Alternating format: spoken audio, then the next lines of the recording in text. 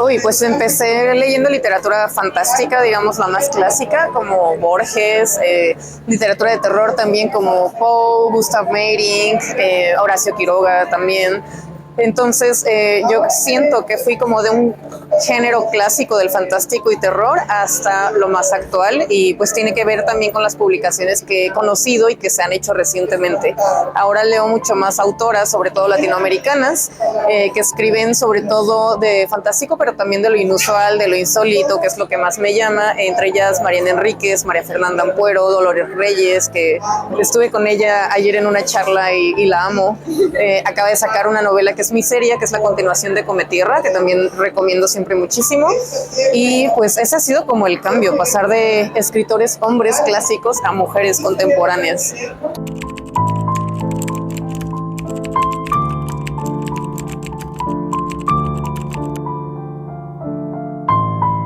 Porque llegué a ellos gracias a la arquitectura, buscando espacios como el manicomio, psiquiátricos, que me gusta mucho esta arquitectura como tan fastuosa, sobre todo de la Castañeda, que estaba en Ciudad de México.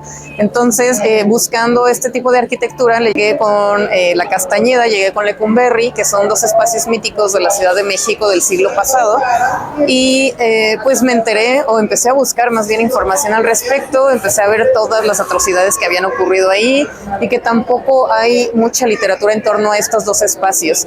Entonces dije, bueno, voy a hacer un libro de cuentos donde aborde tanto la Castañeda como Lecumberri, porque ahí existía una especie de diálogo entre ambos espacios, y también me interesan mucho como lugares de encierro, uno para el castigo y el otro para tratar trastornos o síndromes. Entonces eso es algo que me ha llamado desde siempre, y lo que quería era precisamente basarme en historias reales de gente que estuvo en estas dos instituciones y crear mis cuentos a partir de esto.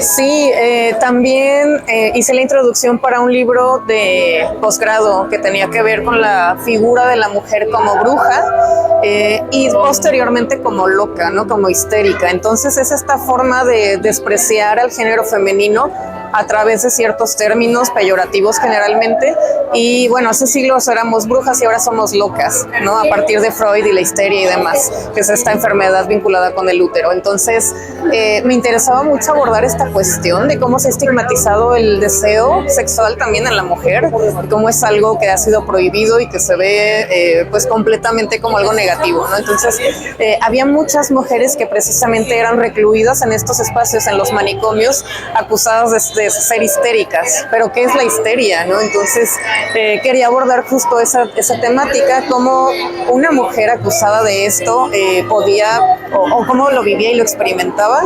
Y me parecía también muy importante el manicomio como un espacio femenino, porque en su mayoría eran mujeres las que eran recluidas ahí por sus esposos, por sus familiares, hombres generalmente. Entonces era como lo que quería tratar específicamente en la Castañeda.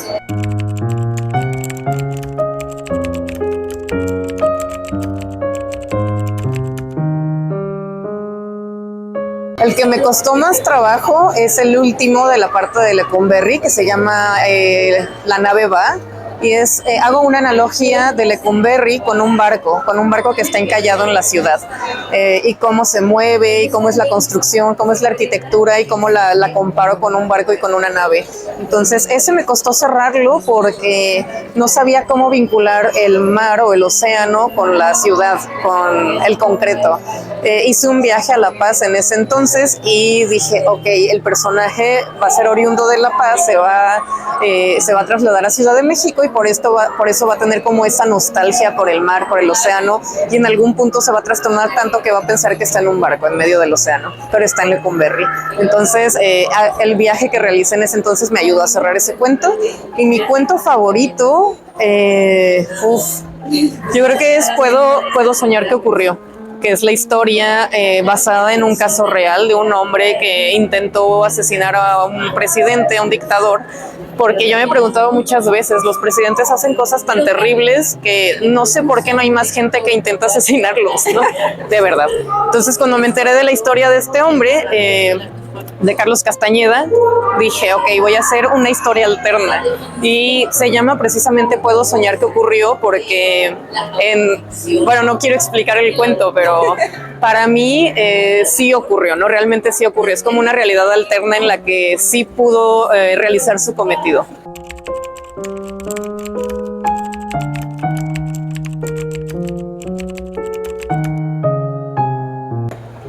Yo creo que justo por Tristes Sombras. Es el libro al que más cariño le tengo. Y también resultó muy extraño porque es un libro, perdón, de cuentos de ficción histórica. Yo nunca había escrito ficción histórica, pero quería abordar la ficción histórica justo para hablar del contexto real de estas situaciones, de estos hechos que van de finales de 1800 a finales del siglo pasado. Entonces son casi 100 años en los que hablo de historia de México, fechas reales, nombres reales, situaciones reales, pero mezcladas con ficción. Entonces yo tenía mucho miedo, no sabía cómo iba a ser recibido ese libro, porque generalmente trabajo el terror psicológico. Aquí también lo trabajo, pero desde la ficción histórica. Entonces le ha ido muy bien, lo presenté aquí en la feria ayer, en la feria de Monterrey. Y bueno, eso no ha sido muy bien aceptado, ha estado en muchos clubs de lectura y siento que es el libro que genera más empatía con los personajes de parte de los lectores. Entonces es al que más cariño le tengo. Después está Despojos, que es mucho más crudo, habla de violencias, pero mucho más contemporáneas y actuales, como la violencia de género, los feminicidios, la desaparición forzada, el secuestro infantil. Entonces siento que Tristes Sombras aborda la violencia del México del siglo pasado y Despojos del actual, pero para mí es mejor empezar por Tristes Sombras, después seguir con Despojos y bueno, ya después los otros dos libros.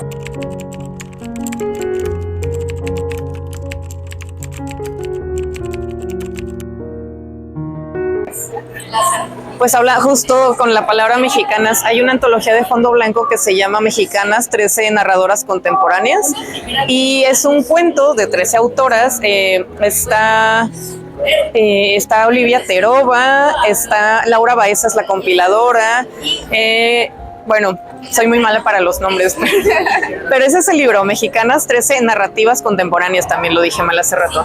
Es una antología que se publicó hace 2 años y lo que hace también es trabajar, digamos, como un termómetro de violencia, que los primeros cuentos hablan de una violencia mucho más sutil de género, pero el último cuento, que es el mío, es lo más atroz ya de ese tipo de violencia. Entonces me parece un muy buen muestrario de distintas plumas, de distintas autoras, que también somos de generaciones similares, pero estamos escribiendo también otro tipo de cosas. Pues no todas nos enfocamos en el cuento, hay ensayistas, está Andrea Chapela también, por ejemplo.